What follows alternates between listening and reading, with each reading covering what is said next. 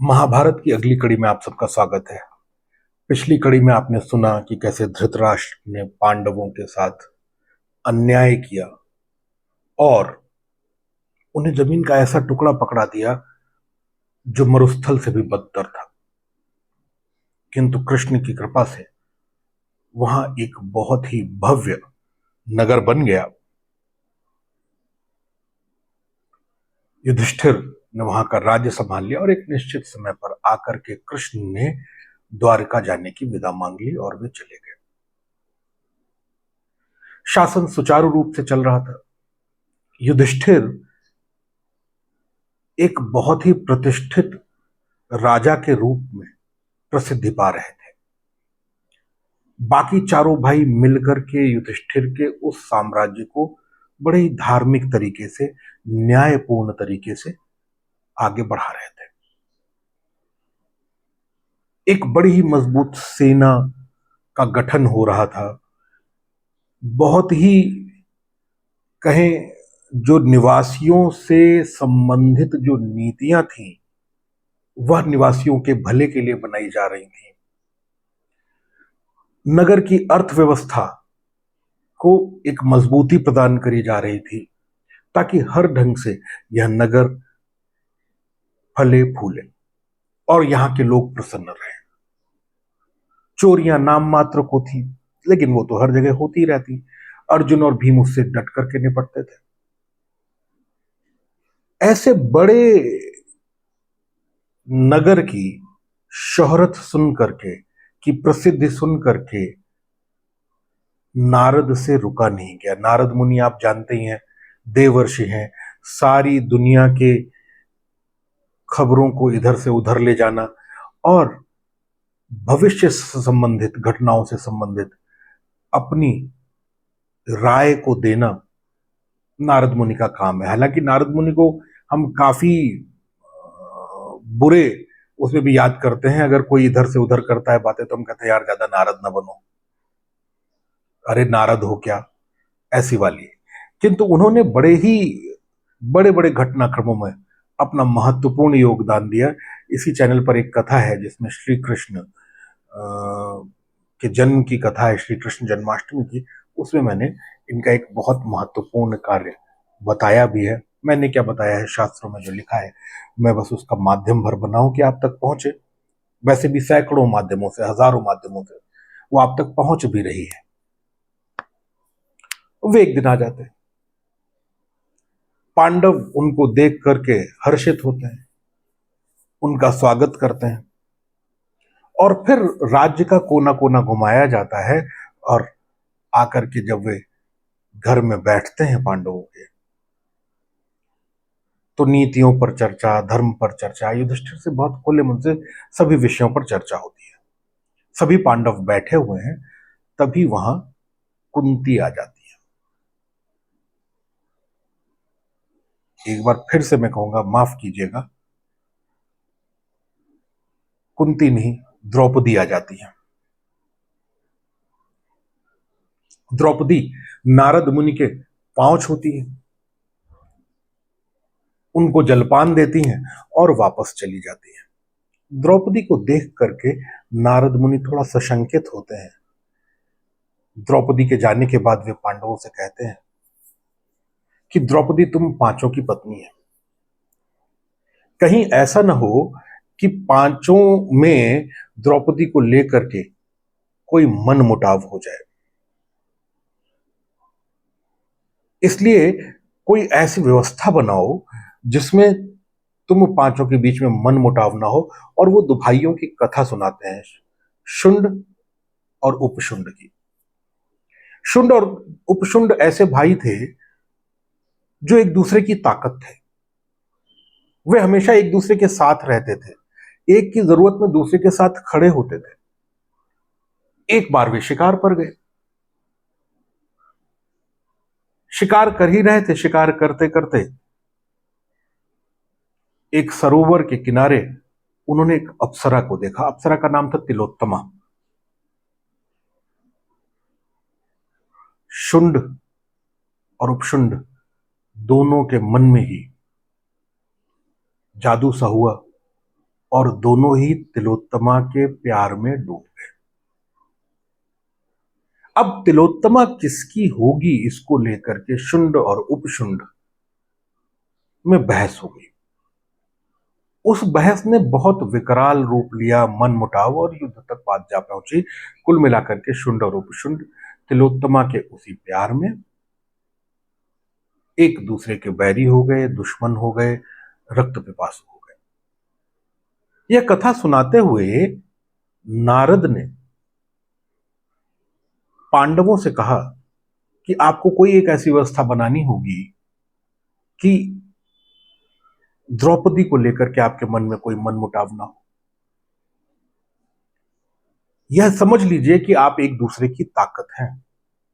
अगर आप में से कोई भी एक अलग होता है तो आपकी ताकत कम होती है और कौरव यानी धृतराष्ट्र के पुत्रों को हराने की जो योजना होगी कभी भविष्य में, वह कभी फलीभूत नहीं होगी, वह कभी भी सक्सेसफुल नहीं हो सकती है। बात तो कायदे की कही थी। युधिष्ठिर ने नारद मुनि के सामने ही चारों भाइयों के साथ मंत्रणा करी कि अगर मुनि कह रहे हैं, अगर देवर्षि कह रहे हैं, तो इसका क्या किया जा सकता है। बड़ी मंत्रणा के बाद, बड़ी गहन मंत्रणा के बाद यह तय पाया गया कि द्रौपदी सभी भाइयों के साथ एक एक वर्ष का समय बिताएंगी। सार्वजनिक रूप से तो वे सब लोग मिलेंगे, किंतु अगर द्रौपदी उस काल में एकांत में किसी भाई के साथ हैं और कोई दूसरा भाई वहां पहुंच जाता है, तो उस भाई को 1 साल का वनवास होगा और उसे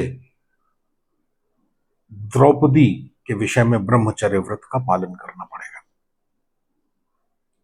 नियम बन गया। सभी लोग, द्रौपदी भी इस नियम का पालन करने लगे। किंतु जो भाग्य होता है ना, वह बड़ा विचित्र होता है। जो सोचा नहीं होता, जो समझा नहीं होता, वह होता है। कई बार अच्छे के रूप में बुरा बन के आता है, कई बार बुरे के रूप में अच्छा बन करके आता है, और यह हम उस समय नहीं जान सकते। राज्य काज चल रहा था। द्रौपदी इस वर्ष युधिष्ठिर के साथ रह रही थी, बड़ी प्रसन्न थी। दोनों ही लोग बड़ा अच्छा समय बिता रहे थे। किंतु जो युधिष्ठिर का आवास था, उसी से लगा हुआ शस्त्रागार भी था, जहां पांडवों के अस्त्र शस्त्र रहते। एक दिन लगभग सायंकाल का समय, एक ब्राह्मण अर्जुन के पास एक गुहार लेकर के आता है, एक विनती लेकर के आता है। वह अर्जुन से कहता है कि उसके पास थोड़ी बहुत गायें हैं। गायों को अक्सर वह जंगल में चराने ले जाता था। आज जब वह चरा रहा था, उसकी नींद लग गई। जब आंख खुली तो गाय वहां नहीं थी।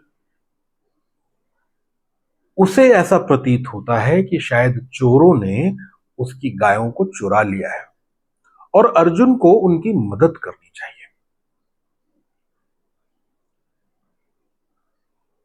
अर्जुन सहर्ष तैयार होते हैं। ब्राह्मण यह भी कहता है कि अगर उसे गाय नहीं मिली तो उसके पास और कोई चारा नहीं है अपने जीवन यापन का। घर में बच्चे भूखे रह जाएंगे, भोजन नहीं बनेगा, और सबसे बड़ी बढ़कर के बात, वो गाय जो उसके घर को, ब्राह्मण के घर को अपना घर मानती है, वे भी बड़ी विचलित होंगी। अब अर्जुन का राजधर्म भी यही कहता है कि मदद करी जाए। तो अर्जुन कहते हैं ठीक है, कोई परेशानी नहीं है, मैं अभी, थोड़ी सी जरा सी बात है, मैं अभी चोरों से छुड़वा दूंगा, पता लगवा लूंगा कहाँ है चोर और मैं छुड़वा लूंगा। फिर ब्राह्मण कहता है अर्जुन से कि यह मेरी विनती है कि यह काम आप स्वयं करें। अर्जुन उसकी विनती मान लेते हैं कि ठीक है, मैं स्वयं करूंगा।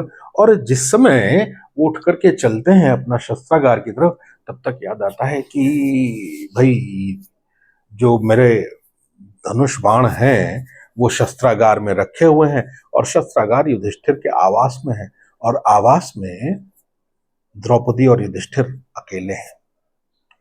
वे रुक जाते हैं, ठिठक जाते हैं। बात बहुत छोटी सी है, अर्जुन अगले दिन भी गायों को ला करके दे सकते हैं। वो मुड़ते हैं, कहते हैं माफ करिएगा, मैं आपकी मदद करना चाहता हूं, किंतु यह मदद कल सवेरे से पहले संभव नहीं है, क्योंकि मेरे अस्त्र शस्त्र भी मेरे पास नहीं है। कल मैं जरूर आपकी गायों को ला करके आपको सौंप दूंगा।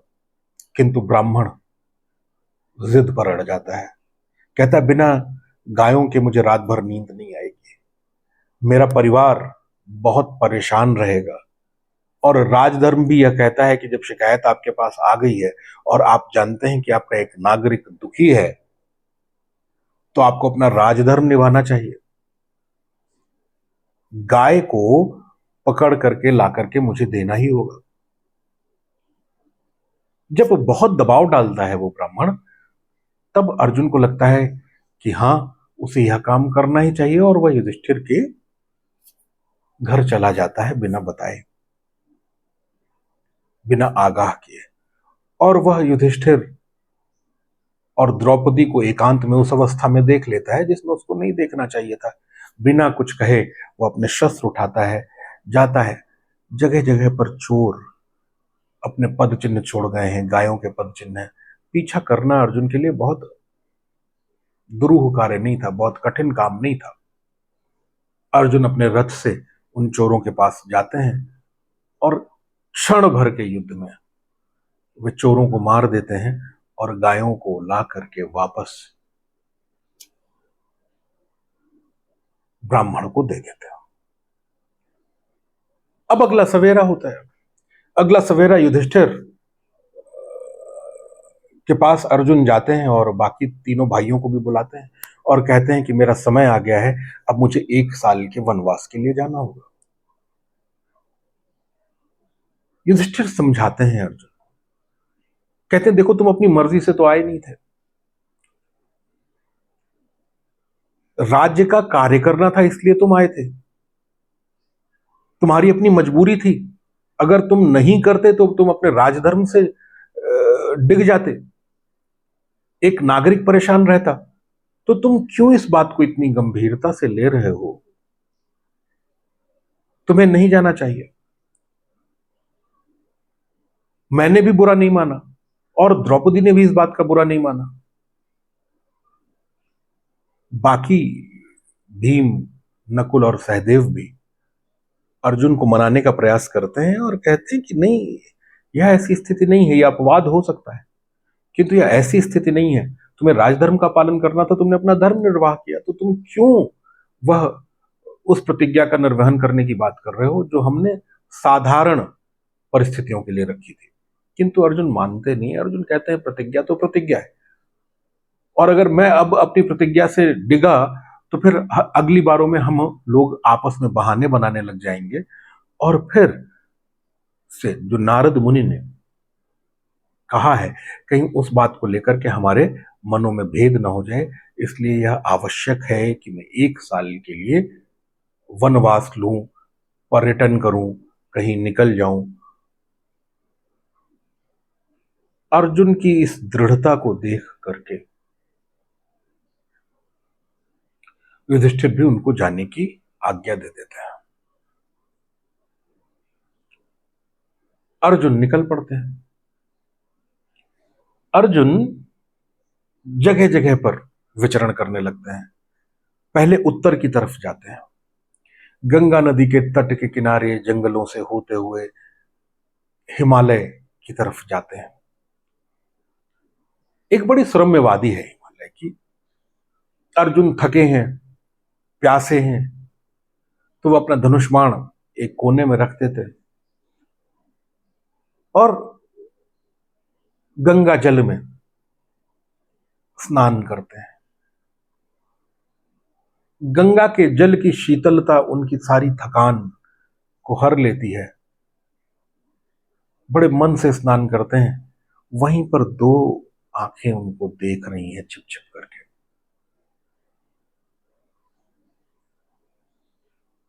वह आंखें ठगी सी हैं, उन्होंने ऐसी खूबसूरती, ऐसा लावण्य कभी नहीं देखा।